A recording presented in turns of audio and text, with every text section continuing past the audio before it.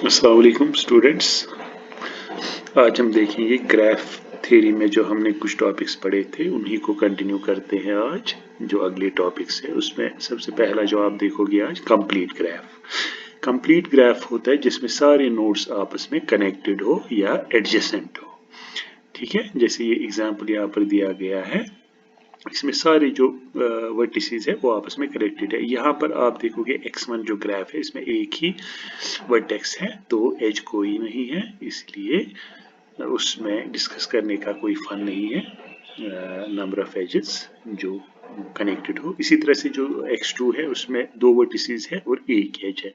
आप देख सकते हो ये आपस में क्या है, कनेक्टेड, एडजेसेंट है। ठीक है।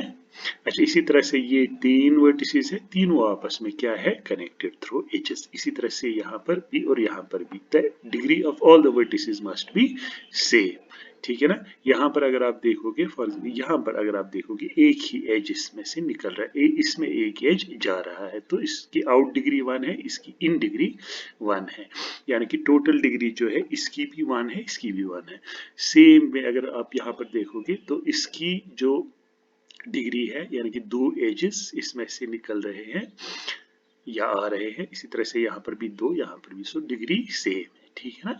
इसी तरह से यहाँ पर और यहाँ पर भी आप देख सकते हो, राइट। अच्छा, इसमें अगर किसी ग्राफ में, इसी कंप्लीट ग्राफ में अगर n नंबर ऑफ वर्टिसेस है, नंबर ऑफ वर्टिसेस है, उसको हम कंप्लीट का बोलेंगे कि अगर डिग्री ऑफ ईच वर्टेक्स क्या होगी, n माइनस 1, राइट। अब यहाँ पर देखो आप इस एग्जाम्पल में नंबर ऑफ वर्टिसेस इज 3 और नंबर अगर आप देखोगे डिग्री ऑफ ईच वर्टेक्स, इसकी डिग्री क्या है 1 and 2, इसकी क्या है 1 and 2, इसकी क्या है 1 and 2।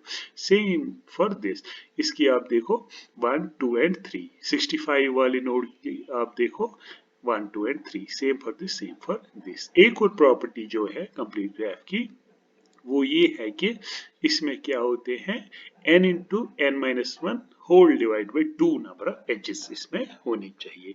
तो अगर आप ये वाला ग्राफ यहाँ पर देखोगे तो उसमें आप देखोगे 4 वर्टिसेस है, देयरफॉर जो नंबर ऑफ एजेस होंगे वो होंगे n, यानी कि 4, नंबर ऑफ एजेस 4 है, 4 into 4 minus 1 whole divide by 2, so 4 into 3 हुआ 12 डिवाइड बाई 2 हो गया 6, 1 2 3 एंड 4 और ये बीच वाले दो हो गए 6, राइट। तो ये भी प्रॉपर्टी, ये दो प्रॉपर्टी कंप्लीट ग्राफ की होती है। इसी तरह से जो अगला कॉन्सेप्ट है ग्राफ से वो है डायरेक्टेड ग्राफ। क्या होता है, देखिए यहाँ पर आप देख सकते हो कि आप 30 से 50 की तरफ जा सकते हो, 50 टू 30 की तरफ भी जा सकते हो, यानी कि कोई भी एक डेफिनेट डायरेक्शन नहीं है। ये दोनों आपस में वर्टिसेस जो है वो एडजेसेंट है, कनेक्टेड है। बाकी इन डिग्री आउट डिग्री यहाँ पर नहीं दे क्योंकि डायरेक्शन नहीं है। यहाँ पर अगर आप देखोगे यहाँ पर एक डेफिनेट डायरेक्शन है, यहाँ इस वाले ग्राफ में एक डेफिनेट डायरेक्शन है, जैसा कि आप देख सकते हो।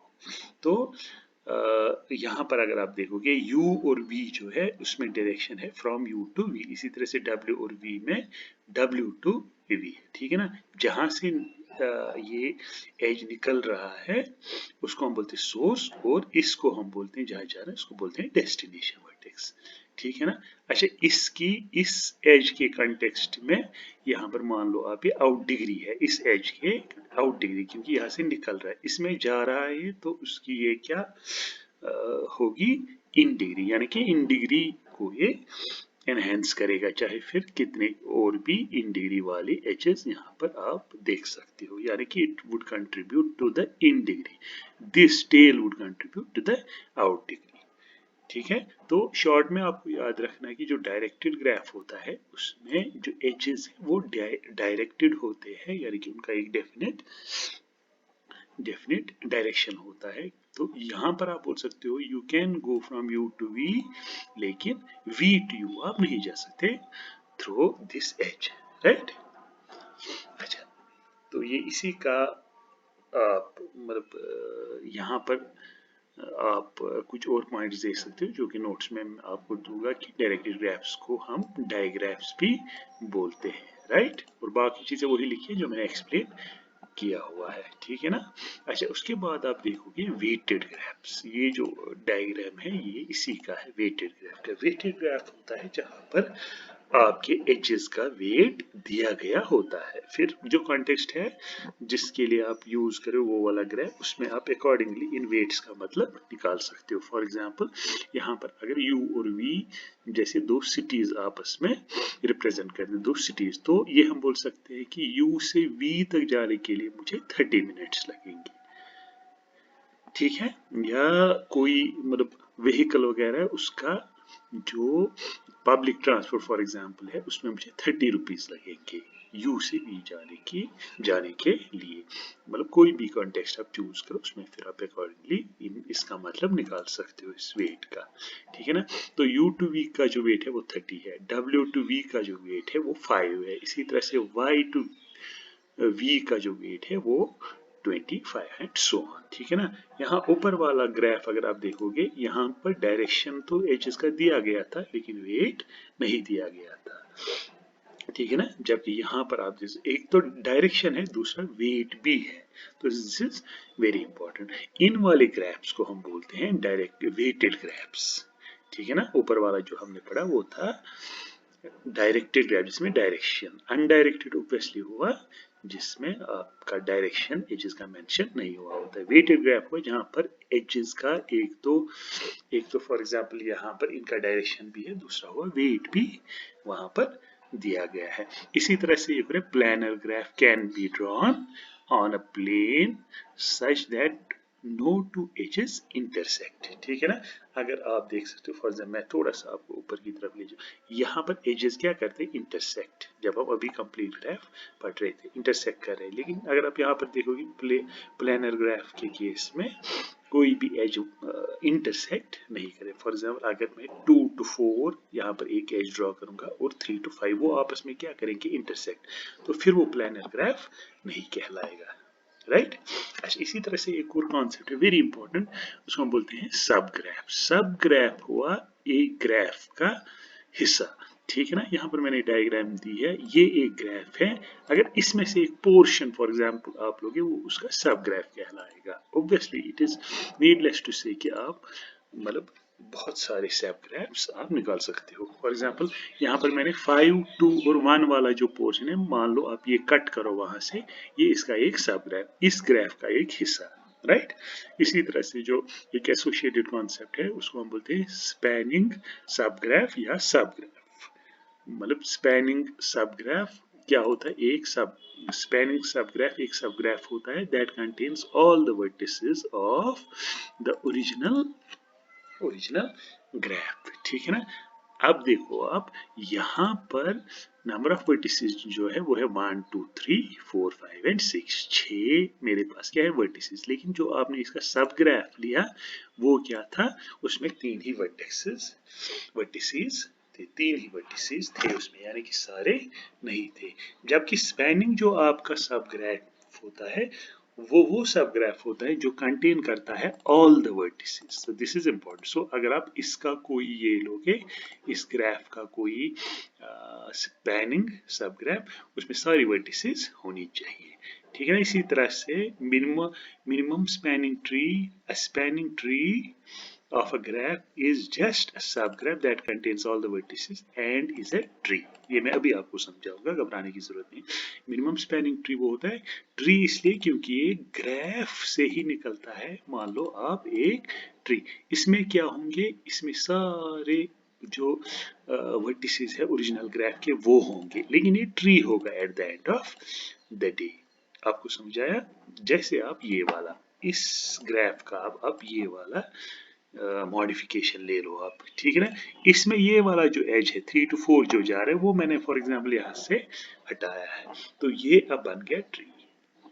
क्या बन गया ट्री, जैसे अभी हमने कुछ ही टाइम पहले खत्म किया वो टॉपिक ट्री का, तो कुछ इसी तरह का हम ट्री ड्रॉ करते थे, ठीक है ना। तो ये अच्छा एक और चीज इसमें है कि सारे वर्टिसेस इंटैक्ट है, यानी कि 1b 2b 3 4 5 एंड 6 सारे वर्टिसेस है, एजेस हालांकि थोड़े कम है, ठीक है ना। वो होने चाहिए जो मैं भी आपको दिखाऊंगा। A graph may have many spanning trees, ये भी अंडरस्टूड है कि जो आपका ग्राफ है उसमें आप डिफरेंट क्या निकाल सकते हो, स्पैनिंग ट्रीज। आपको समझ आया? अच्छा, अब यहाँ पर ये वाला एग्जाम्पल पहले आप देखो, इसमें मैंने ये ग्राफ लिया हुआ है, ठीक है ना, पहला वाला जो ग्राफ है। अब इसमें आप देखो कि ये वाला जो एज है, ये नीचे वाला, ये फॉर एग्जाम्पल मैंने हटाया, या ये दो वाले मैंने हटाए हैं, राइट। तो ये इसका क्या बन गया, स्पैनिंग ट्री। स्पैनिंग ट्री यानी कि ये दो बीच वाले और ये वाला एज मैंने हटाया है। इसी तरह से आप भी डिफरेंट मॉडिफिकेशंस करके, लेकिन उसमें प्रॉपर्टी ये होनी चाहिए कि वो ट्री होना चाहिए, उसमें साइकिल्स वगैरह नहीं होते हैं। जैसे फॉर एग्जांपल अगर आप ये देखोगे ना, 2, 3, 4 और 5, इसमें एक साइकिल बन जाता है। सो this is again very important. अगर यहाँ पर आप देखोगे, यहाँ पर आप नहीं देखोगे, इसीलिए मैंने इस वाले डायग्राम में 3 to 4 वाला एज हटाया था, ताकि ये साइकिल ना, ये एक प्रॉपर्टी होती है MSTs की या मिनिमम स्पैनिंग ट्रीज की, क्योंकि वो ट्री होते हैं उनमें साइकिल्स नहीं होने चाहिए, एक सर्किट नहीं बनना चाहिए क्लोजन। तो अगर मैं ये जो बीच वाले एजेस हैं, ये डेफिनेटली आपको क्या बना के देंगे, सर्किट्स। तो ये तो हटाने ही हटाने, प्लस मैंने ये हटाया, ये बन गया। इसी तरह से वो दो बीच वाले हटा के और ये वाला एज मैंने हटाया, ये बन गया, फिर ये बन गया। इसी तरह से मतलब डिफरेंट मॉडिफिकेशन। अब देखो, अब ये और ये मैंने हटाया है, ये और ये वाला एज यहाँ का, और बीच वाला एक ही जो सर्किट बना रहा था, जो लूप बना रहा था। तो अब आप देखो 1, 2, 3, 4, चारों वर्टिसेस है। इसी तरह से यहाँ पर भी चारों वर्टिसेस है, राइट। अच्छा, अब in case of a weighted graph, जहां पर वेट्स दिए गए हैं, ये मैंने यहाँ पर लिया है, ये आपका कंप्लीट ग्राफ है ये वाला। तो एक तो ये सॉरी ग्राफ है, और क्या दिए गए हैं इसमें, वेट्स भी, ठीक है, वेट्स दिए गए। अगर आप इस एग्जाम्पल की तरह इसको भी थोड़ा कोशिश करोगे क्या बनाने की, MSTs की, तो इसमें भी डिफरेंट, नीडलेस टू से ये यही एग्जाम्पल है, तो इसमें भी आप क्या बना सकते हो, डिफरेंट MSTs, जैसे ये मैंने यहाँ पर बनाए। अब देखो, आप इन सारे जो MSTs हैं, इनको अगर आप देखोगे, वेट्स देखिए, इनमें जो सबसे कम आएगा, सम ऑफ वेट जिसमें सबसे कम आएगा after converting it to MST। जैसे यहाँ पर मैं बोलूंगा आपको, ये वाला जो ग्राफ है, इसमें 1 और 2 और 3 वाला एज मैंने यहाँ पर ये किया है, इनको आप ऐड, ये मैंने इंक्लूड किया MST में, तो इनको आप क्या करो, ऐड, तो ये बन जाता है 6, ठीक है ना। अगर फॉर एग्जाम्पल आप, जैसे मैं ये लूंगा दूसरा, तो इसमें यहाँ पर क्या आएगा, 5, ये वाला 5, राइट, यहाँ पर क्या आएगा 7, और यहाँ पर ये वाला जो है यहाँ पर क्या आएगा 3। सो 3 + 7 + 5 इज 15, ठीक है ना। इसी तरह से यहाँ पर भी आप कैलकुलेट करो, यहाँ पर भी कैलकुलेट करो, यहाँ पर भी, यहाँ पर भी, और यहाँ पर भी। जैसे मैं ये लूंगा लास्ट वाला, तो इसमें एक तो 1 हो गया, ये इंक्लूड, इस एज का 2 और इस एज का 3, तो ये क्या हो गया 6, ठीक है ना। आप पाओगे कि ये सबसे कम कॉस्ट है after summing the individual cost या वेट्स, ठीक है ना, 3 + 2 + 1, वो सबसे कम। इस सबसे कम वाले जो आपका स्पैनिंग ट्री होता है, सबसे छोटा सबसे कम जिसका ये आएगा सम, उसको हम बोलते हैं मिनिमम कॉस्ट स्पैनिंग ट्री, ठीक है ना। तो minimum spanning tree for a given graph is a spanning tree of minimum cost of that graph, यही यहाँ पर लिखा हुआ है। You better see this example, तो ये आपको समझा। क्या मैंने यहाँ पर मैंने कोई भी वेट एसोसिएट नहीं किया, तो आपने different types of spanning trees बनाए।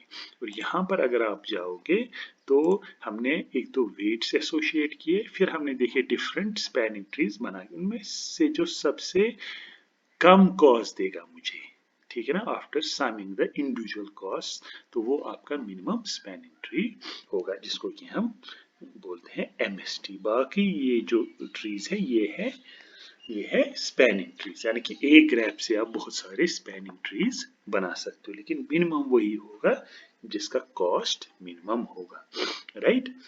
अच्छा, इसी तरह से आप जो नेक्स्ट टॉपिक आपका है वो है ग्राफ का रिप्रेजेंटेशन। अब तीन इसमें रिप्रेजेंटेशंस है, एक तो एडजेसेंसी मैट्रिक्स, इंसिडेंस मैट्रिक्स और एडजेसेंसी लिस्ट। ठीक है ना। डिटेल्स में जाने से पहले अगर आप यहाँ पर देखोगे डायग्राम आपको समझ आएगा। ये मैंने एक ग्राफ लिया हुआ है जिसमें ए बी सी डी और ई आपके पास वर्टिसेस है। ठीक है ना। जो आपका एडजेसेंसी मैट्रिक्स है यहाँ पर लिख के है कि वो एक वी क्रॉस वी मैट्रिक्स बन जाता है। वी क्रॉस वी मैट्रिक्स ये है ना, टू डायमेंशनल एरे, यानी कि इसमें v नंबर ऑफ रोज और v नंबर ऑफ कॉलम्स होंगे। यहाँ पर v represents number of vertices. अब नंबर ऑफ वर्टिसेस यहाँ पर कितनी है, 5, तो 5 रोज और 5 कॉलम्स इसमें आएंगे। ठीक है ना। अब आप देखो फॉर एग्जाम्पल a रो और a कॉलम, a से a कोई भी हमारे पास एज नहीं है तो वहां पर हमने 0 डाला। ए टू बी है कोई एज, ए टू बी हाँ है तो वहां पर हमने 1।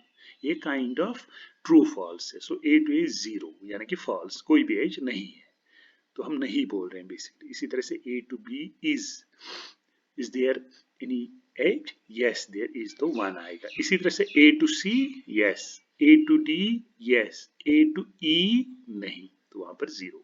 इसी तरह से बी टू ए है तो 1 है, क्योंकि ये अनडायरेक्टेड ग्राफ है तो इसमें आप ए टू बी भी बोल सकते हो यस, बी टू ए भी बोल सकते हो यस। अब B to B unless there is a loop like this, जो बी से स्टार्ट हो रहा है और बी तक एंड हो रहा है, ठीक है ना, तो वहां पर अदरवाइज क्या आएगा, 0। ठीक है ना। ये डायगोनल आप देखो यहाँ यहाँ यहाँ यहाँ यहाँ यहाँ से, तो डायगोनल्स में आपका क्या आएगा, 0। राइट, ये सारे क्या आएंगे, 0। यहाँ पर मुझे लगता है जो डी टू डी है, D to D, D to D, ठीक है ना, ये आप चेक करना। डी टू डी मुझे लगता है यहाँ पर 0 आना चाहिए क्योंकि डी टू डी कोई भी एज नहीं है। ठीक है ना। तो ये यहाँ पर आपने, तो अगर दो वर्टिसेस के बीच में क्या है, एज है, तो वहां पर 1, नहीं तो वहां पर क्या लगना है, 0। कोई भी आप रैंडमली एग्जाम लें, जैसे मैं बोलूंगा सी टू ई, सी टू ई, ठीक है ना, सी टू ई यहाँ पर 0 दिया गया है तो आप देख सकते हो सी टू ई डायरेक्ट कोई एज नहीं है। राइट। अच्छा, इसी तरह से आप कर सकते हो इन केस ऑफ अगर वेटेड है, अगर वेटेड ग्राफ है, ये यहाँ पर वेटेड नहीं था ये वाला ग्राफ, यहाँ पर वेटेड ग्राफ है जहां पर वेट्स आपको या कॉस्ट आपके पास दिए गए हैं। अब आप देखो उन केस में क्या लिखना है, जहां पर एज है वहां पर उस एज का कॉस्ट लिखना है इंस्टेड ऑफ 1। 0 तो 0 ही आएंगे, जहां पर आपका 0 है वहां पर 0 ही आएगा। लेकिन जहां पर आपके पास क्या है, जहां पर आपके पास ये जैसे 7 है ए टू बी, तो यहाँ पर आपको ए टू बी 7 लिखना है। इसी तरह से A to D, for example A to D वाला कॉस्ट जो है एज का वो है 5, तो यहाँ पर मैंने 5 लिखा। इसी तरह से फॉर एग्जांपल मैं बोलूंगा D to B, D to B ये है 10, so D is this and B is this, D to B is 10, तो 10 यहाँ पर दिया गया है। राइट। तो in case of adjacency matrix V into V आपका मैट्रिक्स बनेगा, और इन केस ऑफ वो वाला ग्राफ जहां पर वेट्स नहीं दिए गए हैं उसमें आपको लिखना खाली 1s और 0s में आपका मैट्रिक्स एंट्रीज आएंगी। 1 वहां पर जहां पर एज एग्जिस्ट कर रहा है, 0 वहां पर जहां पर एज एग्जिस्ट नहीं कर रहा है। इसी तरह से जहां पर वेट्स दिए गए हैं वहां पर 1 की जगह आपको इंडिविजुअल वेट्स लिखने हैं। राइट। इसी तरह से आप करोगे। नेक्स्ट जो है वो है एडजेसेंसी मैट्रिक्स। एडजेसेंसी मैट्रिक्स के इसमें ये इंटरेस्टिंग है, इसमें आपका जो मैट्रिक्स बन जाता है वो बन जाता है V इंटू ई, ना कि ऊपर जो भी हमने देखा V into V. V means number of vertices, E means number of edges. अब आप देखो यहाँ पर इसमें जो रोज होंगे वो होंगे जितने आपके पास नंबर ऑफ वर्टिसेस है। देखो आप A B C D और E जो हमने अभी ऊपर भी देखा, लेकिन जो आपके एजेस है for example K L M N O P और Q वट एवर, ठीक है ना, जितने भी एजेस होंगे तो वो एजेस यहाँ पर आप कॉलम्स के फॉर्म में देखोगे। तो यहाँ पर कॉलम्स क्या रिप्रेजेंट करते हैं, एजेस को, या एजेस रिप्रेजेंट करते हैं कॉलम्स को, और वर्टिसेस रिप्रेजेंट करते हैं रोज को, या रोज के थ्रू हम उनको रिप्रेजेंट करते हैं। इसीलिए मैंने यहाँ पर लिखा है V इंटू E। अब देखिए अब इंटरेस्टिंग क्या है, ए जो है यहाँ पर 1 है, यहाँ पर 1 है, और यहाँ पर क्या है, -1।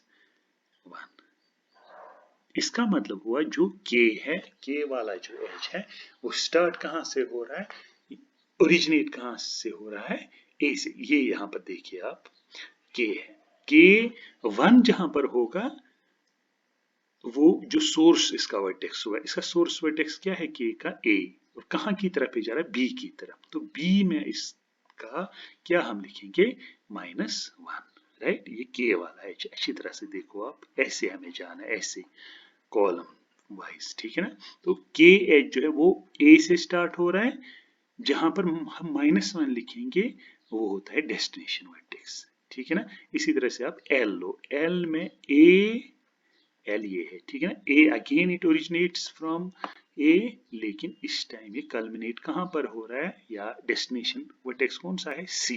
तो सी की जगह मैंने क्या लिखा है, -1। इसी तरह से कोई भी रैंडम आप लो, जैसे क्यू में लूंगा, क्यू में 1 कहां पर है, डी, और -1 कहां पर है, ई में। सो वो ऑब्वियसली डी टू ई जाता हुआ, डी टू ई। ये यहाँ पर एक और चीज जो देखने वाली है वो ये है कि आपका यहाँ पर डायरेक्टेड ग्राफ है। तो डायरेक्टेड ग्राफ में डेफिनेट डायरेक्शन है, बी टू डी है, लेकिन डी टू बी हम इसको नहीं ले सकते क्योंकि डेफिनेट डायरेक्शन दी हुई है। तो अगर आप यहाँ पर देख सकते हो कि के जो है या कोई भी सा जो एज आप लोगे उसमें एक जगह 1 है, एक जगह -1 है। देखो 1 -1 -1 1, ठीक है ना। अब ये जैसे देखेंगे हम डी, डी मतलब एम जो है, एम डी से स्टार्ट हो रहा है, एम डी से स्टार्ट हो रहा है, कहाँ गया ये, तो और ए में ये क्या हो रहा है, कल में, ठीक है, -1 वहां पर है, ठीक है। आप देख सकते हो डायग्राम में डी से स्टार्ट हो रहा है, ए तक जा रहा है, कौन सा एज, एम वाला एज। तो जहां से ओरिजिनेट हो रहा है एज, वहां पर हम +1 लिखेंगे, और जहां पर कल्मिनेट हो रहा है, टर्मिनेट हो रहा है, वहां पर हम क्या लिखेंगे, -1। बाकी जगहों पे क्या लिखेंगे, 0, राइट। अच्छा, इसी तरह से जो लास्ट वाला ये है, लास्ट वाला जो इसमें रिप्रेजेंटेशन है, तीसरा वाला, वो है एडजेसेंसी लिस्ट रिप्रेजेंटेशन है। इसमें ये जो आप देख सकते हो ये नोट्स वगैरह, ये आपको जाना पहचान लगता होगा क्योंकि ये लिंक्ड लिस्ट वाला रिप्रेजेंटेशन है, ठीक है ना। इसमें हम क्या लेते हैं, जैसे इसने यहाँ पर दिया हुआ है कि v एलिमेंट्स वाली एक एरे हम लेते हैं। तो एरे आपकी ये है, नंबर ऑफ वर्टिसेस कितने हैं, 5। तो ये जो एरे होगा ये वाला, इसमें 5 सेल्स होंगे, इसीलिए हमने लिखा 5 एलिमेंट एरे यहाँ पर, या v एलिमेंट्स की array, A B C D और ई, ठीक है ना। अब देखो आप, A is to B is to C, जैसे एरोज की डायरेक्शन, इसका मतलब हुआ जो A वर्टिसेस है वो कनेक्टेड है किसके साथ, B और C के साथ, देख सकते हो आप, B के साथ और C के साथ ये कनेक्टेड है। इसी तरह से फिर हम लेंगे B किसके साथ कनेक्टेड है, B कनेक्टेड है D के साथ और E के साथ, ये आप देख सकते हो 2 एरोज, ठीक है ना। इसी तरह से C कनेक्टेड है किसके साथ, खाली D के साथ, ठीक है ना। यहाँ पर भी हमने जो ग्राफ लिया वो डायरेक्टेड ग्राफ लिया है, तो C टू D तो है, लेकिन आप D टू C नहीं ले सकते। इसी तरह से D आप देखो, आप D कहाँ कहाँ जा रहा है, A और E, D जा रहा है, D से एरो जा रहा है, H जा रहा है A और E की तरफ।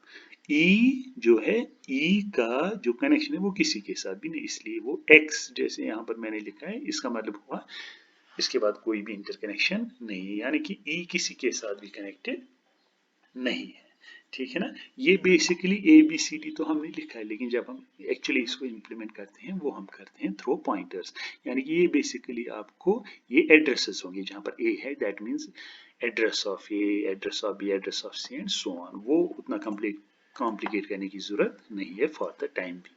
सो adjacency list, as you can see list, adjacency list representation में हम रिप्रेजेंट करें ना कि इससे एक मैट्रिक्स या 2 डायमेंशनल एरे, बल्कि एक लिंक्ड लिस्ट रिप्रेजेंटेशन, बाकी कॉन्सेप्ट सिमिलर है।